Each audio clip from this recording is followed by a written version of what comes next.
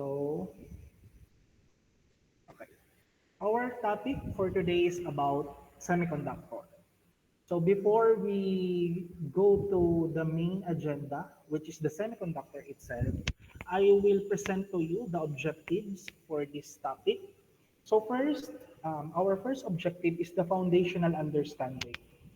So students will be able to explain the fundamental properties of semiconductor materials, including their unique position between conductors and insulator on the conductivity spectrum. So sa part na to class, after nating ma-discuss at matapos ang semiconductor, we will know yung fundamental properties ng semiconductor. So the next objective is the semiconductor materials. So students will be able to identify and explain the basic principles of operation for a variety of semiconductor materials. So ano yun? Ano comment? Sir, Where's the hindi real? po ata naka-full screen. Hindi po, sir, naka-full screen. Bale po, kanina ay isang slide lang po yung nakikita namin. Yung first slide lang po. Ah, okay, wait. Pero okay Sorry, na po sorry. ngayon. Hindi, will show, I will show you the world. Oh, makanta. Wait lang. Entire screen natin. So, makikita niyo tuloy ang aking mga ano. Yun. Nakita niyo na ang mga inyong mga gandahan at kagwapuhan. So now, are my screen visible? Class? Okay na po, sir. Yan. Gusto ko yung may nagsasalita para alam kong alive kayo. Ano? So let's continue. So the third objective is the doping and charge carriers. So students will be able to describe the process of doping and its effects on the semiconductor properties. So they will differentiate between the N-type and the P-type semiconductor and explain the concept of majority and minority charge carriers. So after pag natapos na natin to, so sa third objective, doon natin malalaman kung ano ba yung mga N-type, P-type, ano ba yun, yung mga intrinsic, mga extrinsic, mga doping process na meron tayo. So pang-apat is yung real-world application. Ano? Kung saan ba natin ina-apply itong semiconductor. So, next. So for this time, before we proceed to the main topic, which is the semiconductor, I will discuss to you, ano ba yung atomic structure? Ano? So, here, sinasabi na ang atoms are the basic particles of the chemical elements and the fundamental building blocks of matter. So, nung high school tayo, matter, something that it occupies space and has mass.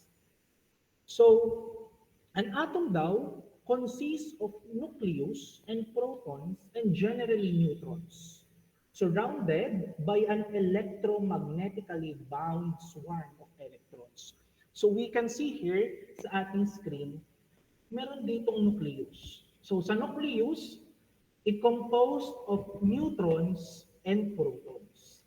And yung nagro-rotate sa kanya, ang tawag doon, electrons. But class, sinasabi na ang atom daw is the basic building blocks of matter. So, na-explain na natin kung ano yung matter. And additional class na sinasabi raw na ang atom daw ay the smallest unit of an element that retains its chemical properties. So class, the question is that, are you agree that the atom is the smallest unit of an element? Siya raw ba yung pinakamaliit? Nung high school tayo, yun ang sinasabing pinakamaliit, no? Agree ba kayo, class? Magtatawag ako dahil walang nainig. Yo, para masaya tayo at engage. Kaya kayo ay pinag-ready ko ng index card ay mahilig akong magtawag. Ano, recitation talaga. So, um, yung mga hindi naka-open yung cam, try nating tawagin. Ano. Dahil hindi ko, minsan mahina yung signal ko. So, random na lang. Later Bianca. Random na lang tayo. Kunyari naman, nagbabalasan tayo ng index card.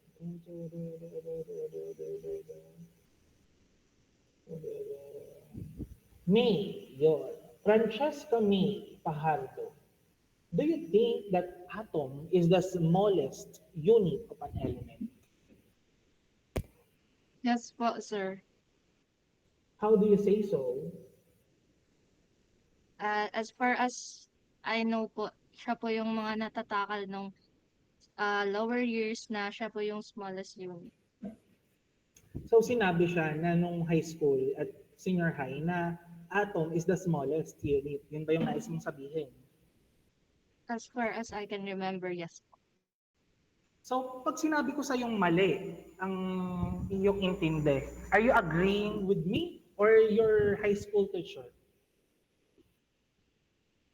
I'm open to Based, know the ano po, the reasons po. Since hindi ko na din po siya masyadong natatandaan. so, yeah, okay, okay. Thank you, thank you. So, for this time class, atom is not the smallest. But in terms of the fundamental particles, may mas maliit pa dyan. So, tinatawag natin dyan quarks. No? Alam niyo yung quarks. So, quarks is the smallest known fundamental particles. So, it is significantly smaller than atoms. Ganon kaliit. So, san ba nakikita yung quarks? So, wait lang, medyo na bagal yung internet ko. Gusto ko sana naka-open yung camera eh. Nakikita niyo ako. Off ko muna na bagay. So class, yung quarks, sinabi ko nga kanina na smallest known fundamental particles, significantly smaller than atoms. So, fundamental building blocks that make up the protons and neutrons within an atom. Ibig sabihin pala, nung high school, sinasabi lang sa atin, no senior high, na sa nucleus, merong protons at neutrons. Pero, in a deeper sense, merong pang quarks within that nucleus. Ano? So, let's continue class. Ano? So, additional information class, yung nakikita natin, atomic structure, ang proton is positively charged. While ang neutron is neutral. Wala siyang charge. Ano? Not, not, hindi naman literal na walang charge. Ano? May charge pa rin siya. Pero in a theoretically say na neutron is neutral. Ano? An electron is negatively charged. So, question ko class, magtatawag uli ako. Ano? The question is that um, within nucleus, ang nucleus ba, ano yung charge niya? Is it neutral? Is it positive? Or is it negative charge? Ano? Balasa-balasa tayo. So, Rachel Ann May. Neutral po. Are you sure? Yes po. Explain nga, bakit neutral? Binase ko lang po sa ano ko, nung grade. Sa Nung senior ano? high po. Tapos Bakit? po, doon din po sa Ay. first syllable na neutral po. Neutral. Kapag nucleus, neutral. Okay. Okay. So, let's hanap pa tayo. Ano? Pamasag ba? Pamasag. Kung nag-agree ka ba kay Richelle or not? Carlo Miguel. Miguel, nag-agree ka ba sa sinasabi ni Richelle na ang nucleus daw ay neutral charge? Para pong positive. Para Yes. lang. Opo. At basis mo. Ano po, God po meron siyang protons. Nagko-contain po siya ng proton. So that's a positive charge. So kanina sabi ni Richelle, nagko-contain siya ng neutron Kaya neutral. So N, parehong N. So ngayon, nagko-contain naman ang nucleus ng proton, kaya siya positive. So parehong P rin, parang ganon. Ano ba nais mong sabihin? Hello? Miguel? Opo. Okay. So, yun yung explanation mo because of the protons.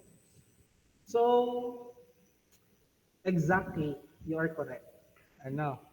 Because proton is a positive charge dominates, making the overall charge of the nucleus positive. So, kaya positive charge ang nucleus class. Ay, naglalag na naman ako.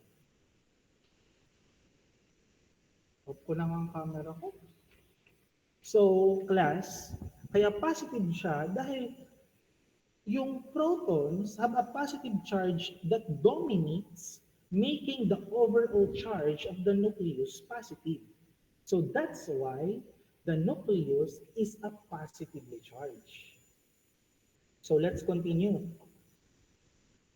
So here, according to atomic structure, proton is about 2,000 or exactly 1,836 times more massive than electron. So paano natin nasasabi na mas mabigat daw ang proton kesa sa electron? Bakit? Paano kaya nasasabi natin mas mabigat yun? Ano? Karil, paano natin nasasabi, Karil Umali, na bakit mas mabigat daw ang proton compare sa electron? Why? Sir, if I'm not mistaken, kaya po natin consider. Ako po ba, sir? Yes, Bunso. Yan nga po, if I'm not mistaken, kaya po natin consider na mas mabigat ang protons kaysa po sa electrons po ba? Yeah. Is because yan nga po, nagkikarry po siya ng positive charge unlike electrons which carry negative charge po. So are you trying to say that in terms of the charge carriers they have, it can consider as the massiveness of that atom. So maybe I can say that yes with no. Ano? Hindi natin masasabi. Hindi yun yung pinaka-mismong explanation why massive yung proton compared sa electron. Ano? But yeah, it gives some explanation, it gives some idea bakit ba naging massive. So, let's tawag pa tayo ng isa o dalawa. Bakit nga ba ano? Tapos kayo makita. Pasensya na.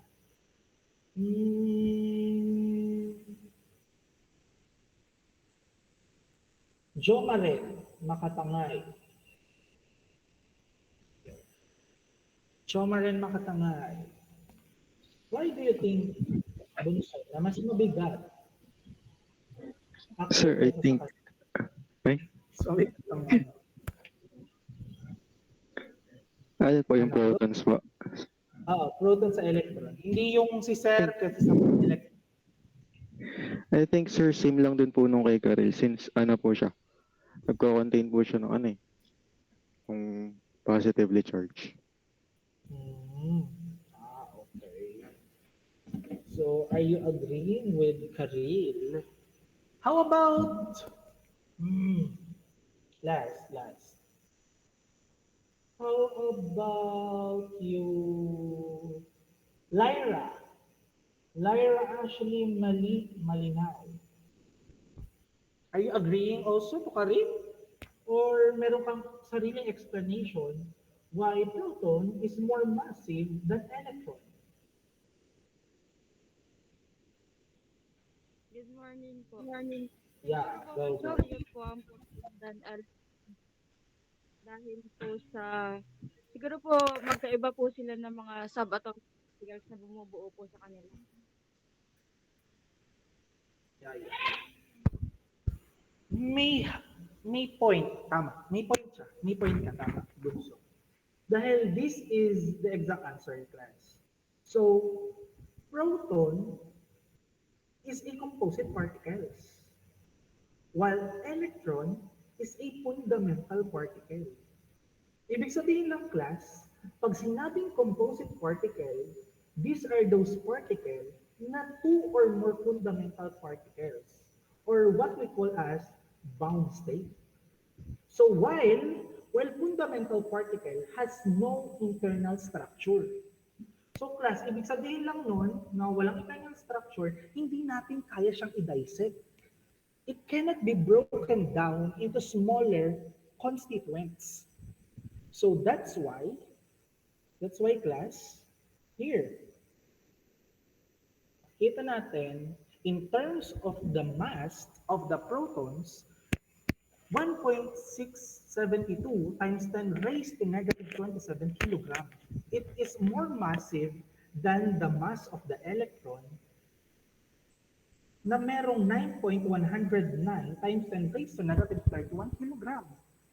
So dun pa lang na hindi, kumbaga, walang internal structure yung ating electron. Ano? Kumbaga, siya na yun.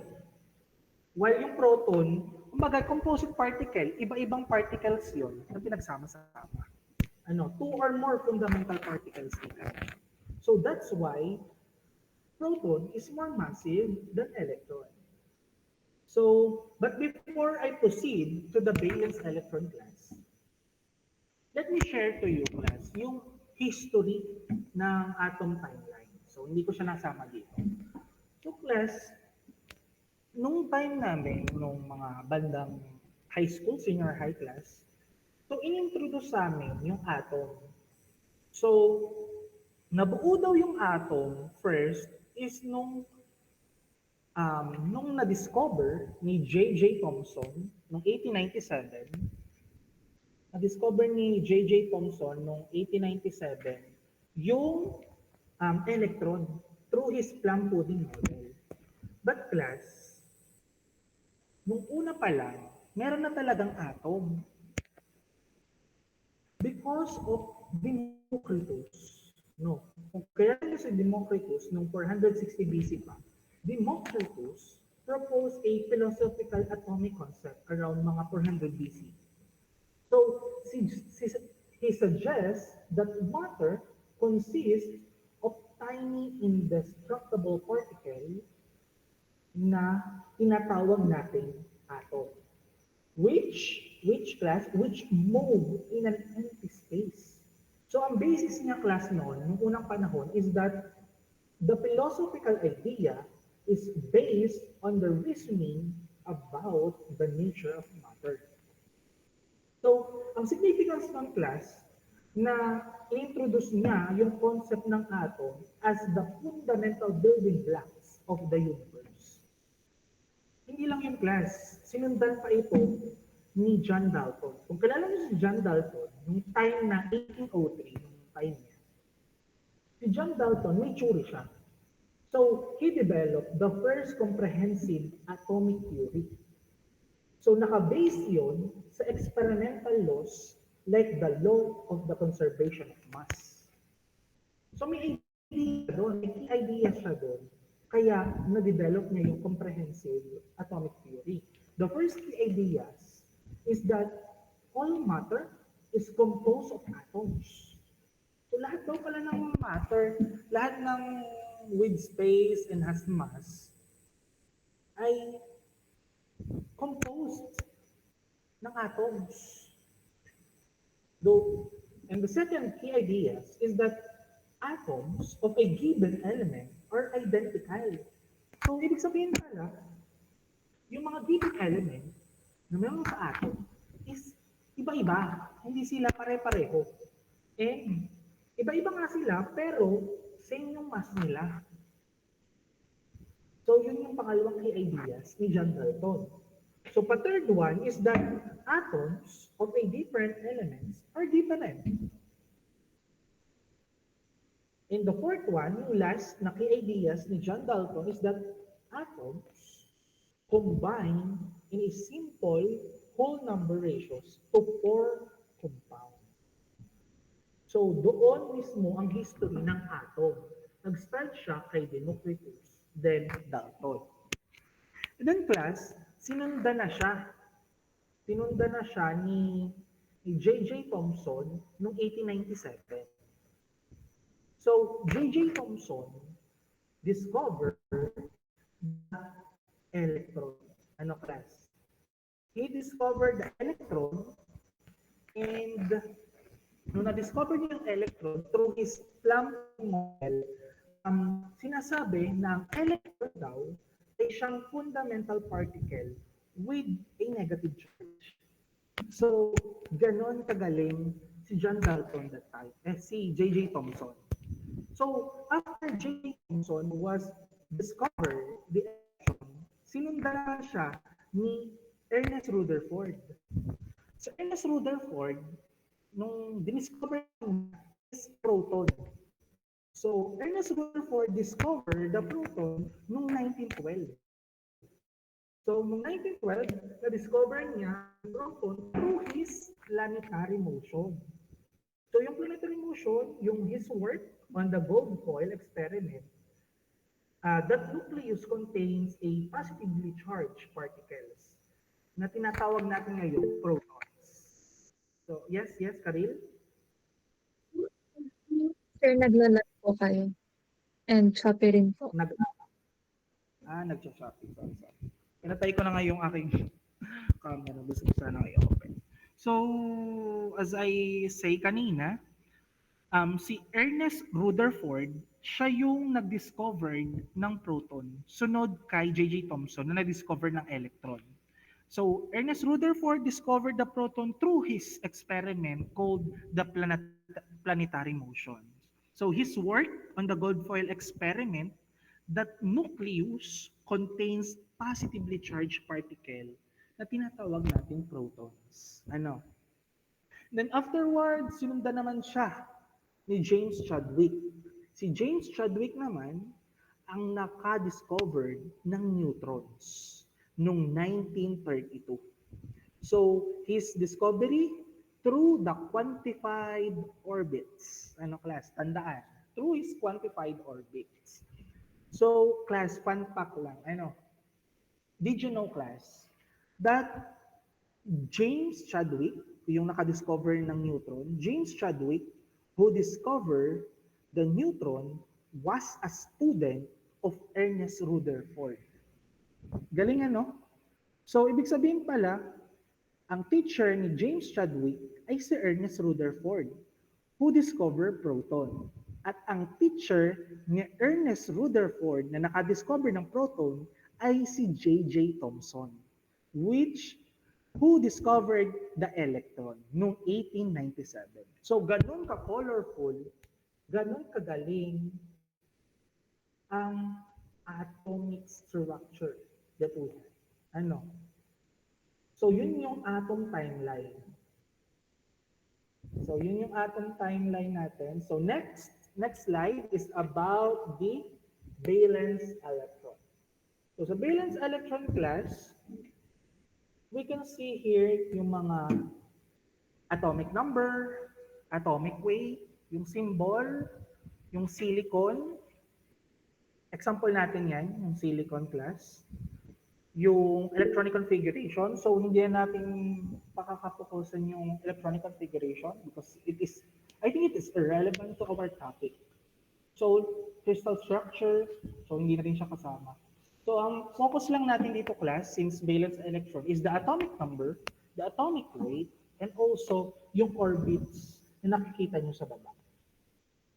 So, class, ang tawag doon sa nakikita niyong linya na nagsusurround sa ating nucleus, which is the silicon, yung element natin, is that orbits, or shell.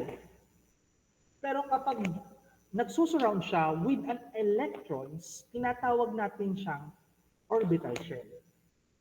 So, sinasabi dito na those electrons that reside in the outermost shell surrounding an atomic nucleus is what we call the valence electron. So, class, dun sa valence electron, makikita natin yung mga ilan ba yung number of electrons na nagre-reside per orbital shell. So, meron tayong 3 orbital shell, and for the 3 orbital shell, iba't iba yung number of electrons na nagre-reside sa kanya.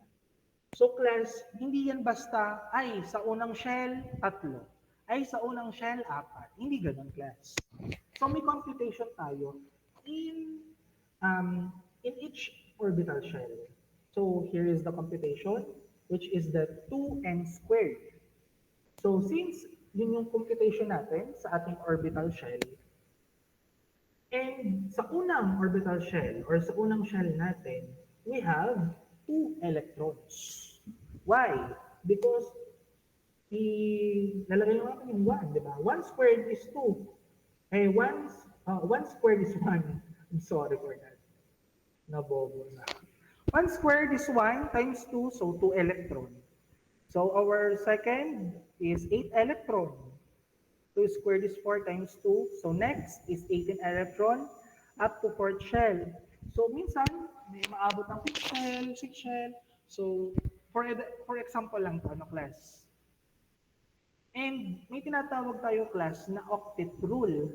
Yung octet rule, mostly nangyayari yung ating mga doping process, yung pag-change or pagpapalitan ng electrons through the octet rule, which is yung maximum number of valence electron is 8. So nangyayari mostly yung pagpapalitan ng mga yung electrons, nagkakaroon ng free electrons, yun, sa part ng octet rule, which is the second, the orbital shell. So before I will proceed to the next slide, I will share to you what is the meaning or what is the meaning of the atomic number and the atomic weight.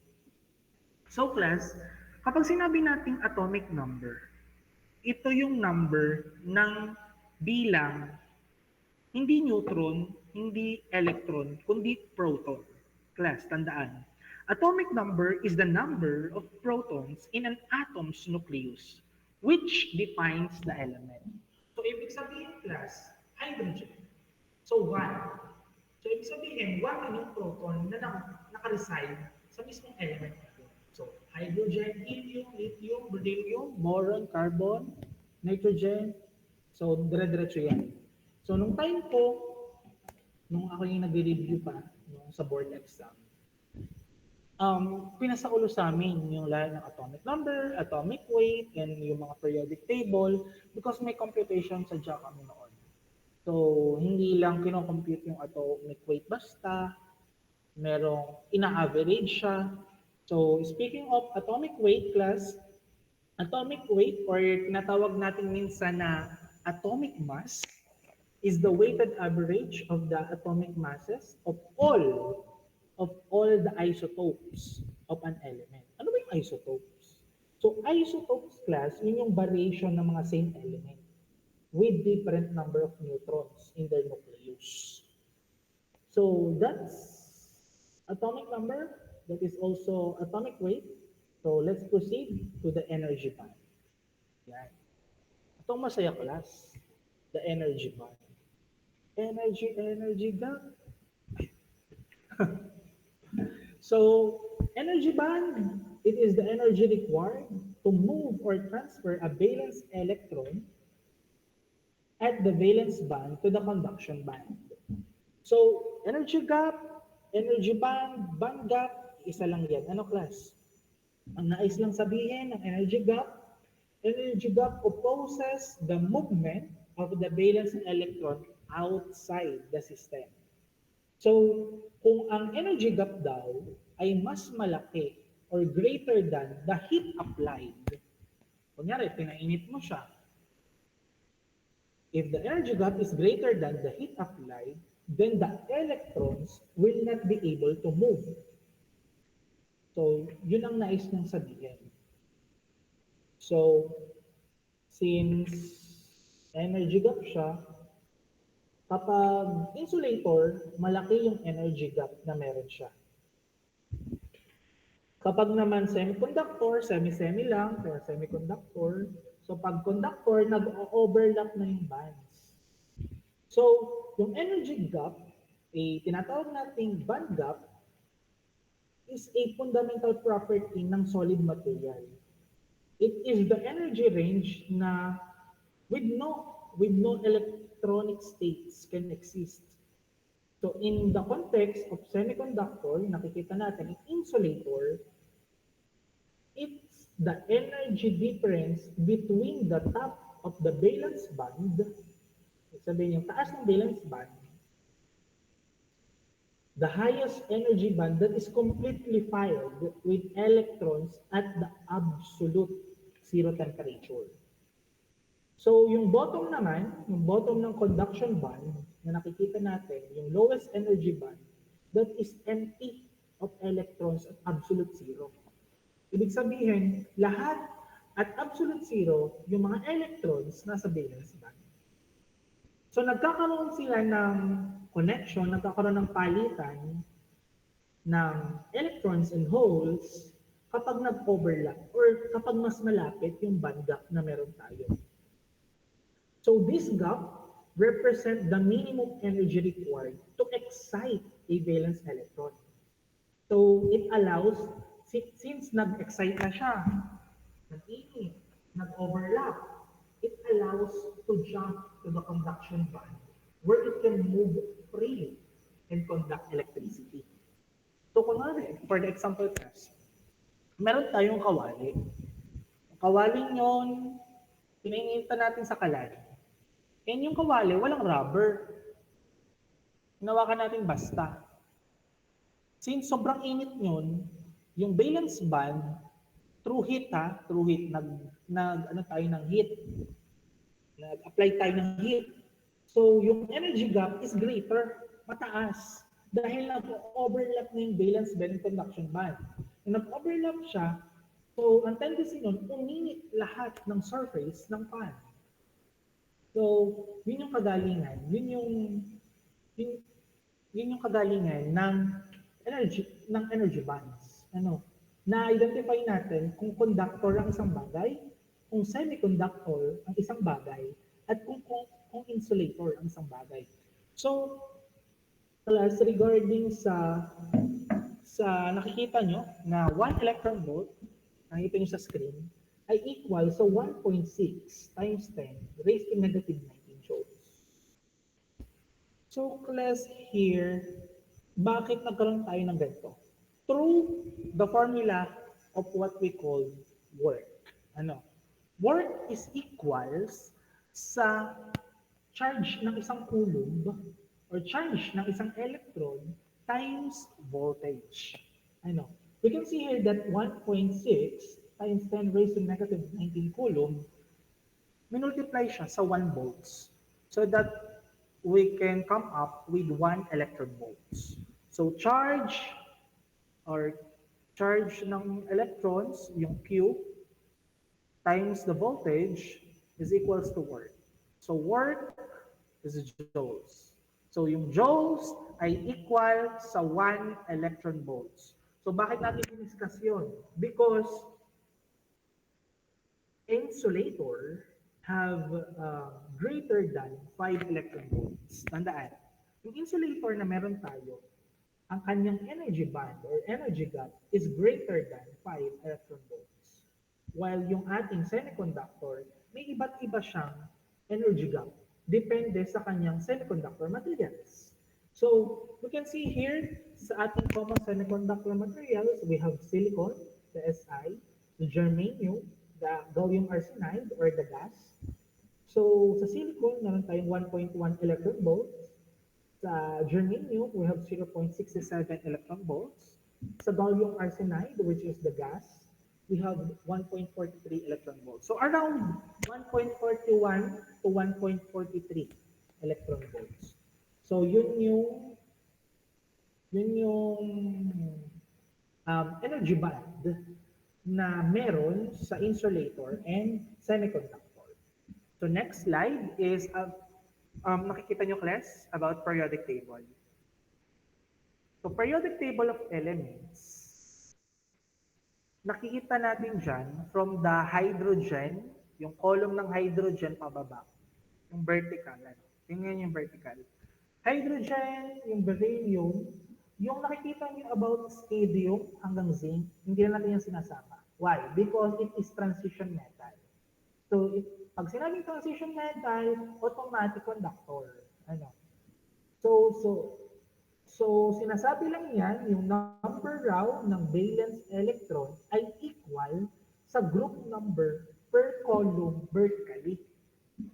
So, yung hydrogen na alkaline metals, yung beryllium pababa na alkaline earth metals, kasama yung boron group, is all are conductors. So, ibig sabihin, yung 1 to 3, 1, 2, 3, they are all conductors. Yung carbon group pababa, they are semiconductors. Yun lang ha, yung 4, yung number 4, yun lang yung semiconductors natin. Wala nang iba. So kung nagkakaroon man tayo ng semiconductors sa ibang elements because of impurities na. So malalaman natin later on, ano ba yung impurities? Ano? So next, yung 5 hanggang 8, yung nitrogen group hanggang noble gases, we are all insulators. So, diniscuss natin yan because nga, yung number ng valence electron ay equal sa number or group number per column vertically. So, next, conductor. So, emphasize natin yung conductor. Ano ba yung conductor? Ano ba yan? So, conductor, sinasabi lang na ang conductor daw ay low ang resistance. So, pag sinabi kasi nating resistance, yun yung parang nagpipigil. Siya yung nagpipigil ng pagdaloy ng isang electrical signal or electrons rather. Ano? Kapag sinabing low resistance, ibig sabihin mababa yung pagpipigil niya. Ibig sabihin mataas yung pagpapalitan ng electrons and holes. Ano? So conductor have low resistance, so electron flow through them with ease. Kaya mabilis na lang mag-init yung mga metal because mababa yung kanilang resistance. Ano? Yan nga, sinabi ko kanina, conductor have 1 to 3 valence electrons. So, yung ating temperature coefficient, madidiscuss natin later, sinasabi lang dito na ang conductors have a positive temperature coefficient. And some of our good conductors, we have the copper, the silver, the gold, and aluminum. So, conductor facilitates the easy flow of an electrons from one atom to another atom when the proper application of voltage. So, dahilan siguro to, or dahilan to, ng there are no band gaps. Walang band gaps kasi. So, nag-overlap between the valence and the conduction band. So in some materials daw, sinasabi na there is an overlapping of the conductors and valence band, which means electrons can move between the two overlapping bands. As there is space for electrons to move into the conduction band, valence band electron moves into the other band and conduction is allowed. So, yun nga, sinasabi natin, yung silver, probably the best, I think. Yeah. Silver is probably the best electrical conductor we encounter in everyday life. So, other metals, such as gold, yung nakikita natin dyan, gold, copper, silver, copper, steel, rather, aluminum, yung mga brass, also represent good conductors. Yun. So next one, we're discussing about insulators. So insulator have high resistance, so current does not flow in them. So mataas yung pagpipigil niya. Kaya niyang pigilan yung pag-flow ng electron sa kanya. Ano? Insulator daw, merong 5 to 8 valence electrons. So insulator have negative temperature coefficient. So good insulator, nakita natin yung mga wood, glass, ceramic, plastic, rubber, Yan, mga insulator yan. So yung insulator, pine-prevent niya yung flow ng energy between two objects. For example, class, insulators mainly prevent the flow of electric heat or sound. So, sa thermal insulator, nire-reduce niya yung transfer of heat between the two objects of differing temperatures. So, thermal insulators do this by reflecting thermal energy. So, the insulative capacity of a material is the inverse of the thermal conductivity. And therefore, those material with low thermal conductivity will have high insulating capability or tinatawag natin resistance value.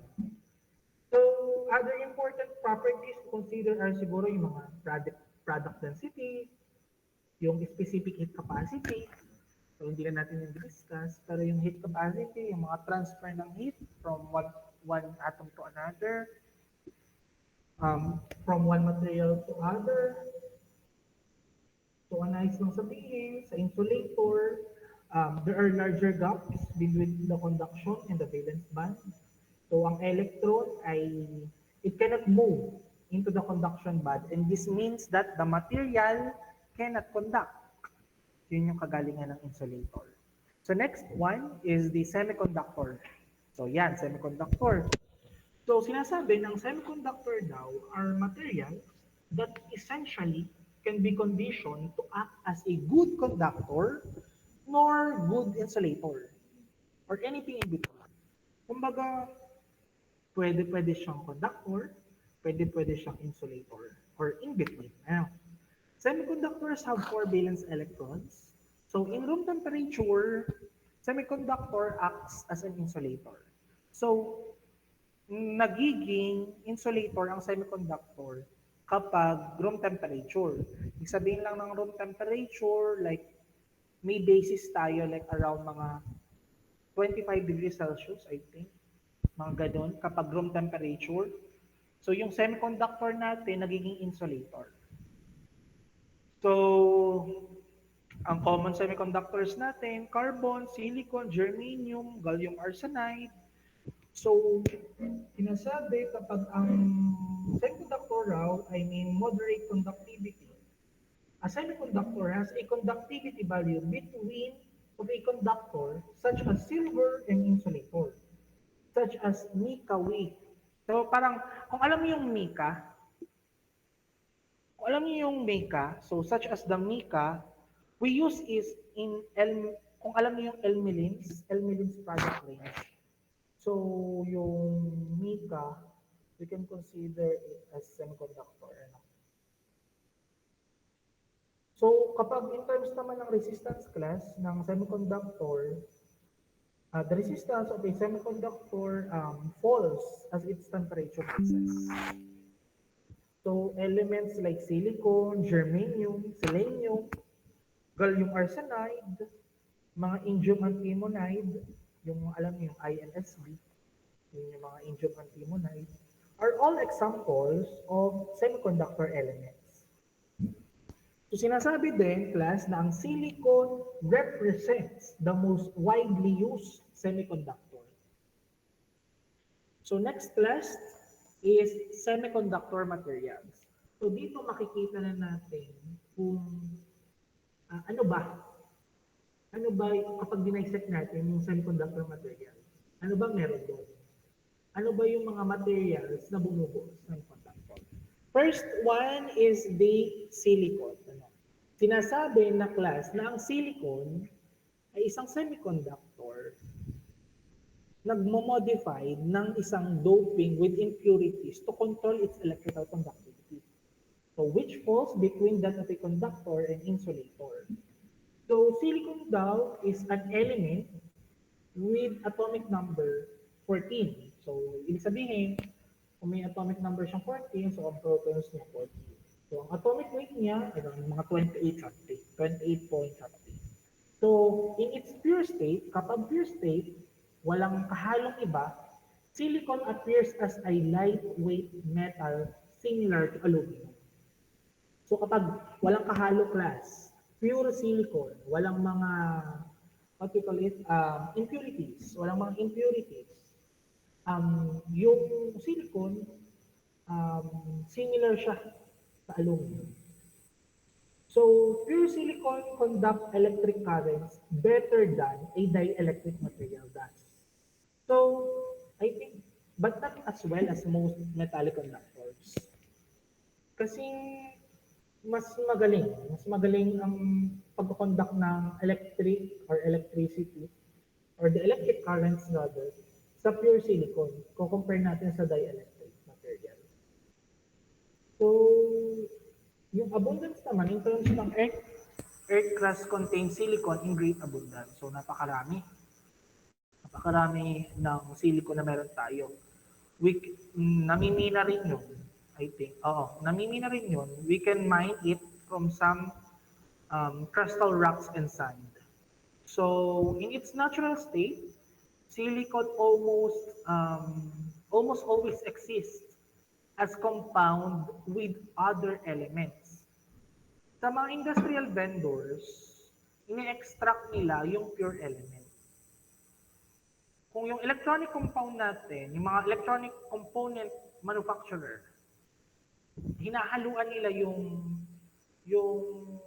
silicon. Kapag hinaluan nila yun, ito yung tinatawag nating impurities. With silicon to give the semiconductor material specific properties. So kapag nahaluan na yun, nagiging literal na silicon na siya. So the resulting solids are cut into thin slices known as chips and wafers. So makikita niyo dyan sa picture na may nipis yung mga silicon. So merong silicon, yung baka nalalaman niyo yung silicon na ginagamit sa mga sa mga babae at sa mga gaya, part rin, meron rin yung part ng silicon itself, na with impurities na yun hindi yun pure, class. May halo na yun. So, hindi na pure siya. So, hindi ka naman ganun kapag pure yun, class, hindi, kapag nakuryente ka, literal na buong katawan talaga. Kung meron kang may enhancement na nangyari sa katawan mo with silicone. So, I think yung Gore-Tex, hindi ko sure isa silicone. Yung Gore-Tex na nalagay sa ating ilong. Next is the germanium. So, sinasabi ng germanium is an elemental semiconductor used in an application requiring high-speed electronics, such as fast transistor and high-frequency oscillators. And in infrared optics and fiber optic systems. So it has high electron and hole mobility, but its small band gap means it requires operation at low temperature. So yung mga germanium, kapag pure ang germanium, it constitutes a poor electrical conductor. Hindi siya kagaya ng silicon. It becomes a semiconductor only when we add impurities. So in the early years, yung mga una pa, in the early years, semiconductor technology engineer use germanium-based components far more often than they do now. So noong unang panahon, gamit na gamit talaga ang germanium. So pero ngayon, sa time natin, mga 21st century, hindi na, Because mataas yung kanyang temperature. High temperature siya. Such as soldering tool can destroy a germanium-based diode or transistor. So kapag ininit natin ang isang germanium, so kapag high temperature, it can destroy a germanium-based diode or transistor. Ganon kabilis masira ang isang germanium diode noong unang panahon. Kapag ininit ng sobra. So, hindi siya versatile, kumbaga. So, that's why, pinalitan siya. Ginawa siyang silicon. Kaya silicon nowadays, yun yung mga ginagamit natin. So next is the gallium arsenide. So gallium arsenide or the gas itself is the semiconductor material, a compound of the element gallium and arsenic that is used to make electronic and optoelectronic devices. So class, another common semiconductor is the compound gallium arsenide. So yung gallium arsenide class, noong una, engineers and technicians write it acronym like chemical symbol GAAS. So yung nakikita natin, GAAS. Pero it pronounced loud as gas. So if you hear about gas FETs and gas ICs, yung mga integrated circuit natin na gas, you're hearing about gallium arsenide technology. So kapag alam niyo yung mga gas FETs, yung gas na integrated circuits. So I think may alam na kayo sa gallium arsenide kung saan siya ginagamit. So yung gallium arsenide kasi class, ito yung device na nagpe-perform ng higher frequency than silicon-based device. Pero class, kagalingan niya, kaya niya yung mga high frequency. Ang kapangitan lang niya sa silicon, mas mahal ang gallium arsenide. Pero ginagamit pa rin natin siya. So gallium arsenide devices are relatively immune to the direct effects of the ionizing radiation. Pag mataas yung frequency, mostly dito ginagamit natin talaga yung gallium arsenide. So yun yung mga merong X-rays, gamma rays, yan. Gallium arsenide ang gamit natin. So you will also find gas, yung gallium arsenide, used in a photovoltaic cells. Yung mga photovoltaic cells, like yung mga infrared LEDs, yan. Yung sa remote natin, yung kapag may nailaw, so hindi silicon, hindi germanium, so gallium arsenide ang gamit natin.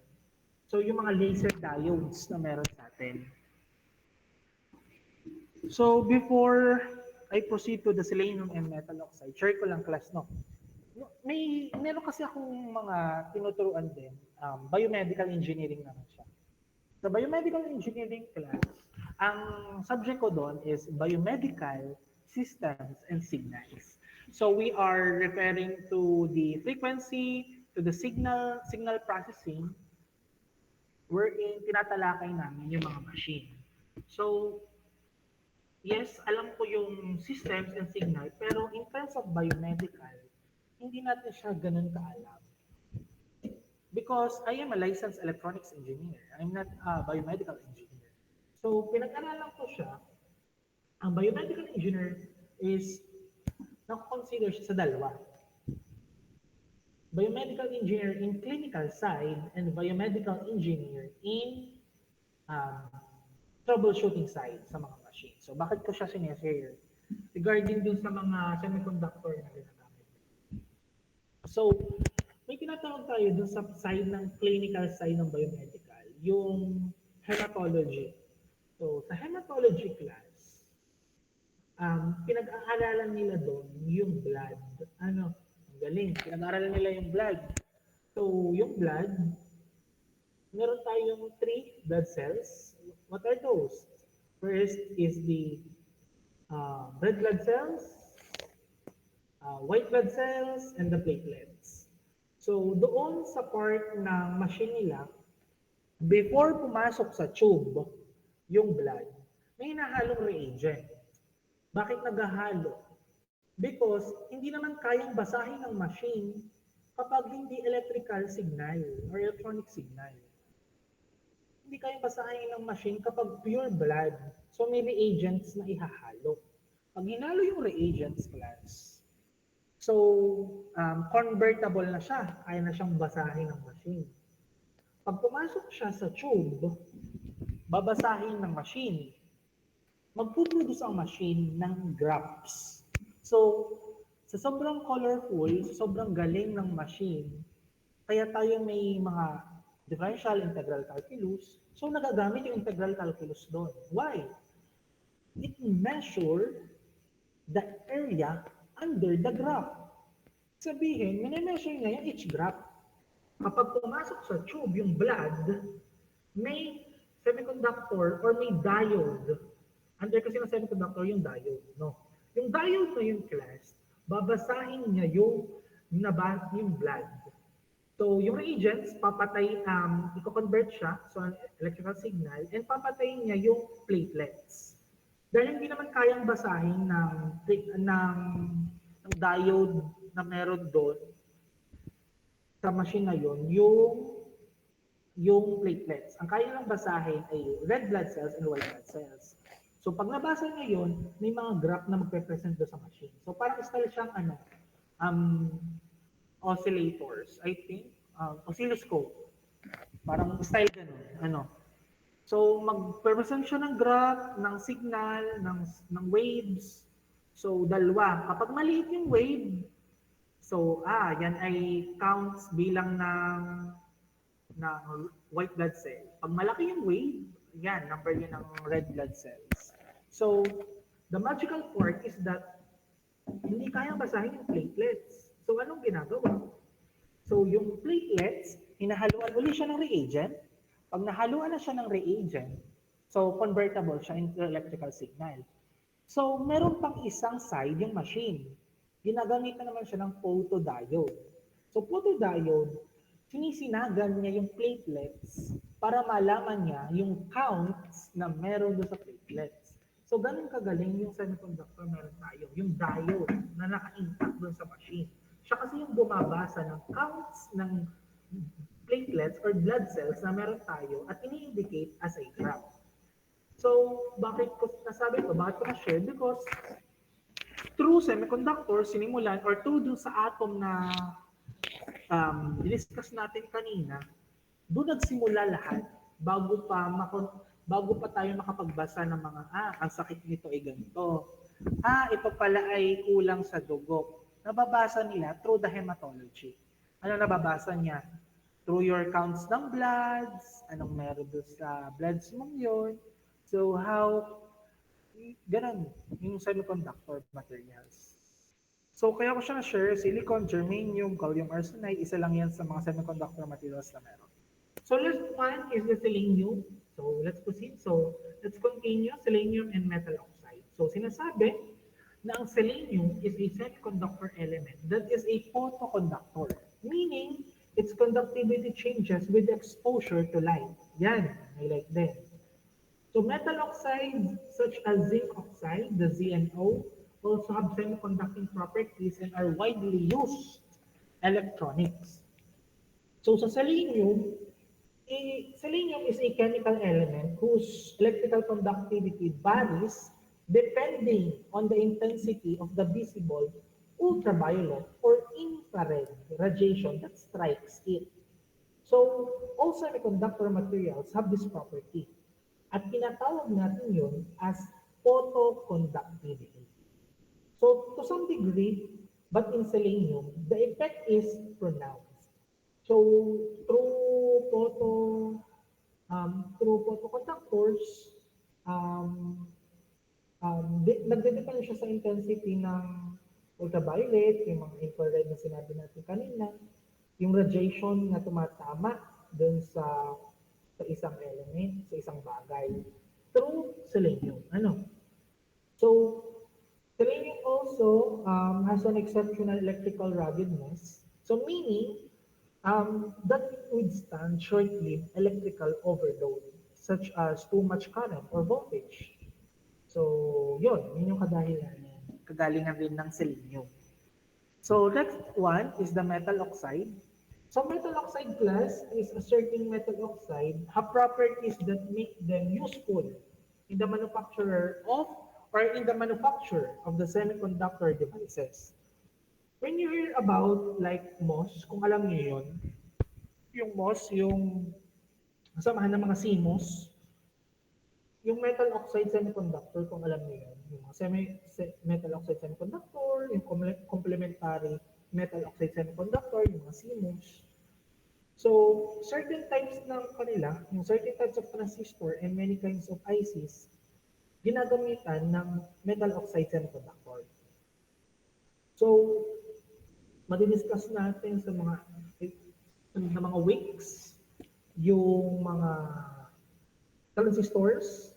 So, ang transistor, binubuo siya ng mga metal oxide semiconductors.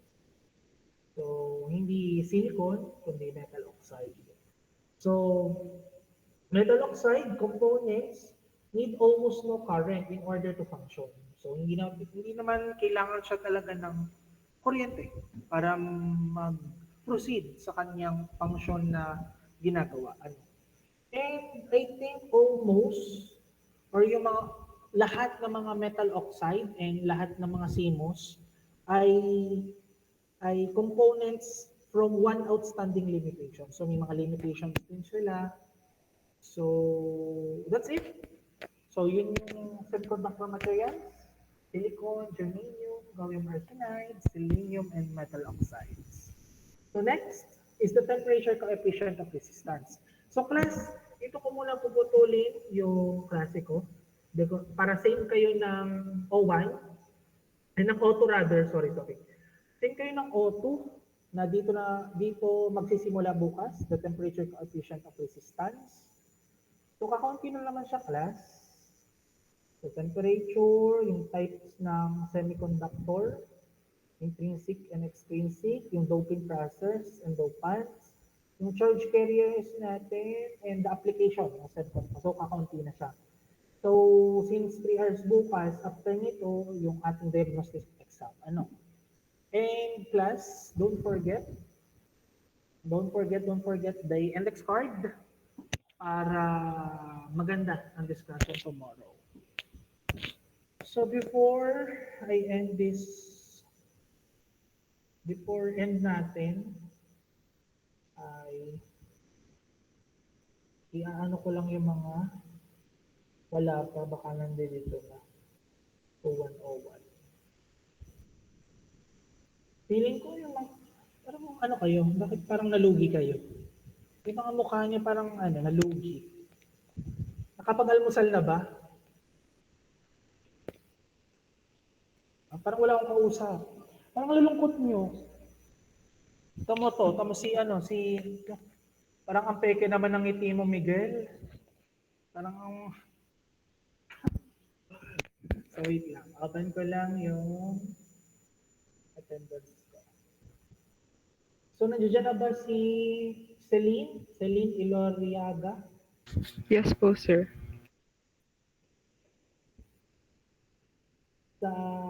Si Bianca? Present po, sir. So class, anong oras tayo tomorrow?